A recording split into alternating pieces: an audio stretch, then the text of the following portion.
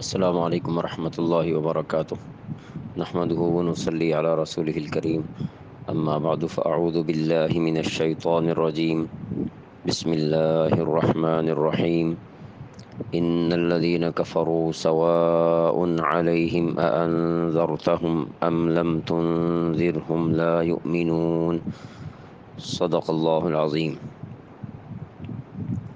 آج انشاءاللہ سورۃ البقرہ کی آیت نمبر 6 سے ابتدا کریں گے۔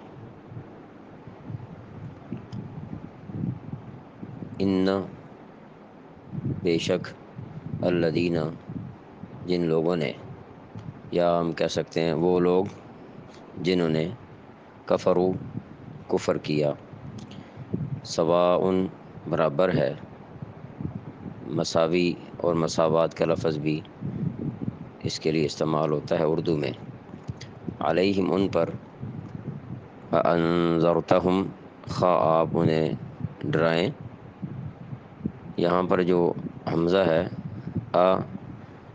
یہ استفہام یعنی سوال کے لیے استعمال ہوتا ہے، اور سوال اس انداز میں کہ دو باتوں میں سے کوئی ایک بات جو ہے وہ کی جائے۔ ام لم یا نہ، تنذرہم ڈرائیں انہیں، لا یؤمنون وہ ایمان نہیں لائیں گے۔ لفظی ترجمہ کے بعد با محاورہ ترجمہ کی طرف آتے ہیں۔ بے شک وہ لوگ جنہوں نے کفر اپنا لیا ہے۔ آپ نے اس لفظ پہ ذرا غور کرنا ہے۔ ان الذین کفروا کا جو ترجمہ ہم کر رہے ہیں، اور یہ ترجمہ آسان ترجمہ قرآن میں سے لیا گیا ہے، بے شک وہ لوگ جنہوں نے کفر اپنا لیا ہے، یعنی کفر کا راستہ جانتے بوجھتے ہوئے انہوں نے اختیار کیا ہے۔ الکفر جو لفظ ہے، اس کے اصل معنی یا لفظی معنی کسی چیز کو چھپانے کے ہیں۔ یہی وجہ ہے کہ رات کو بھی اس معنی میں لغوی طور پر کافر کہا جاتا ہے کہ وہ تمام چیزوں کو چھپا لیتی ہے۔ اسی طرح کسان کے لیے بھی یہ لفظ کافر بولا جاتا ہے لغوی طور پر، اصطلاحی طور پر نہیں، کیونکہ وہ بھی بیج کو زمین کے اندر چھپا دیتا ہے۔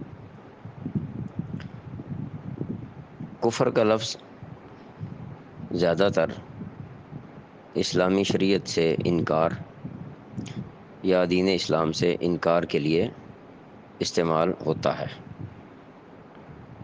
اور سب سے بڑا کفر نمبر 1 اللہ تعالیٰ کی وحدانیت کا انکار ہے، یا نمبر 2 اس کے بھیجے ہوئے انبیاء علیہ السلام کو ماننے سے انکار ہے، یا پھر تیسرے نمبر پر ان کی لائی ہوئی شریعت سے انکار ہے۔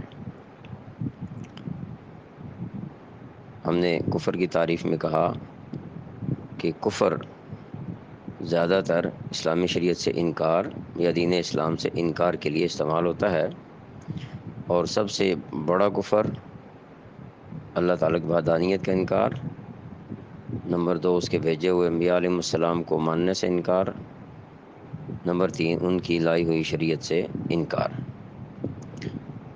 یہ دو لفظ استعمال ہوتے ہیں عام طور پر، ایک کفران اور ایک کفور۔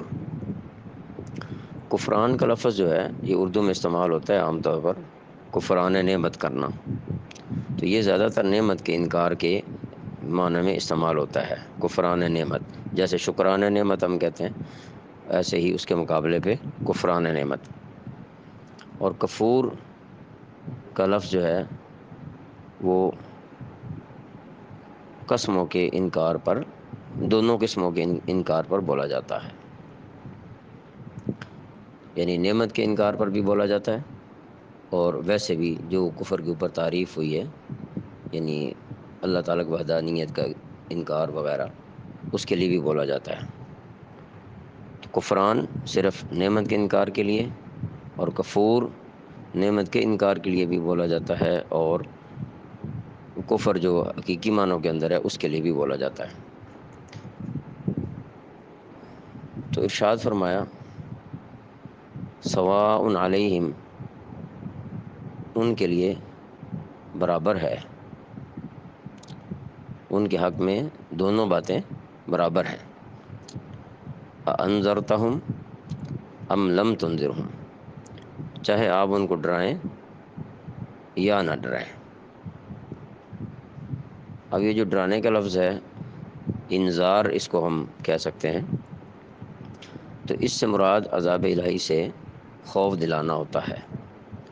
قرآن کریم میں اکثر انبیاء علیہ السلام کی دین کی جو دعوت ہے اس میں انذار کا لفظ ہی استعمال ہوا ہے، لیکن جن لوگوں نے یہ تہیہ کر رکھا ہے کہ انہوں نے کوئی بات تسلیم نہیں کرنی، ان کو برے انجام سے ڈرایا جائے یا نہ ڈرایا جائے، وہ ایمان نہیں لاتے، وہ بات نہیں مانتے۔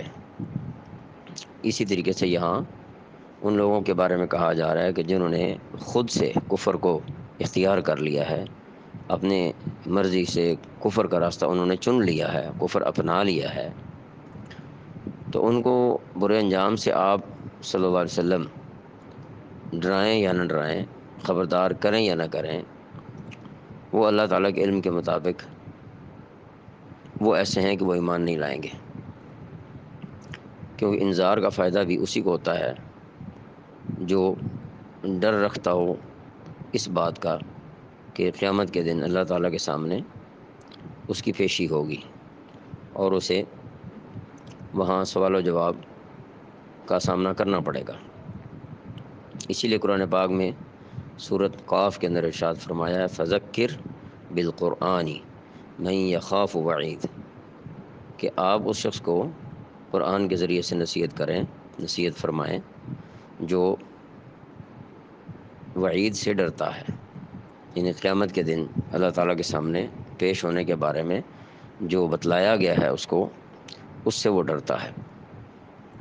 تو کافروں کے بارے میں یہاں پر واضح طور پر یہ بات بتا دی گئی ہے کہ وہ ایمان نہیں لائیں گے۔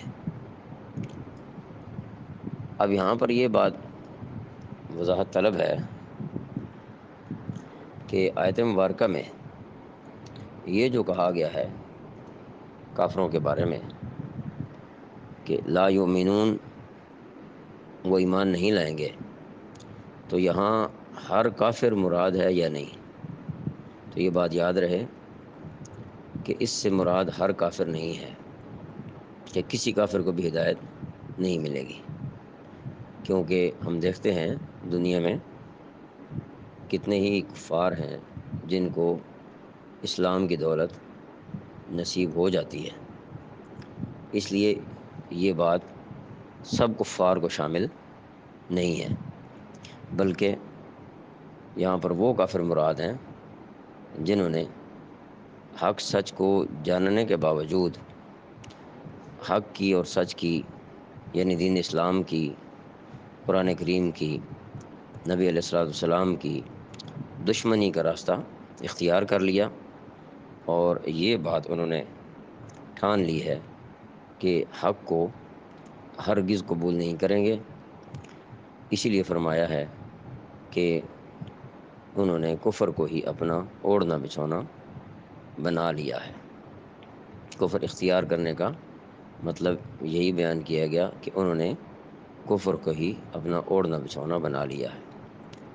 تو آیت کے مندرجات پر ایک مرتبہ پھر نظر ڈال لیتے ہیں۔ ارشاد فرمایا ان الذین کفروا، بے شک وہ لوگ جنہوں نے کفر اپنا لیا ہے، سواء علیہم، ان کے حق میں دونوں باتیں برابر ہیں، انذرتہم ام لم تنذرہم، چاہے آپ ان کو ڈرائیں یا نہ ڈرائیں، لا یؤمنون، وہ ایمان نہیں لائیں گے۔